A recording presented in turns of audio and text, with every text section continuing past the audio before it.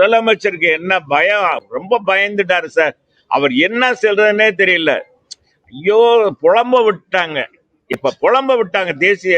இப்ப மோடிஜி வர்றாரு, அடிக்கொருக்க வர்றாரு, அமித்ஷாஜி வர்றாரு, அண்ணன் எடப்பாடியார் ஊர் ஊரா 184 தொகுதிக்கும் போயிட்டார். மக்கள் வெள்ளத்துல இப்படி இதெல்லாம் போகும்போது நிறைய கட்சிகள் கூட்டணி சேர்ந்த உடனே மக்களும் இன்னைக்கு எதிர்ப்பு, இந்த ஆட்சியை மாற்றணும்னு நினைக்கிறதுனால புலம்புறாரு. இந்த ஒரு சுடுகாட்டுல போய் நம்ம வடிவேலு போய் புலம்புவாங்க, ஐயோ தவிக்க விட்டாங்களேன்னு. அவர் என்ன சொல்றாருன்னு, நம்ம முதலமைச்சர் என்ன சொல்றாருன்னு அவருக்கே தெரியல.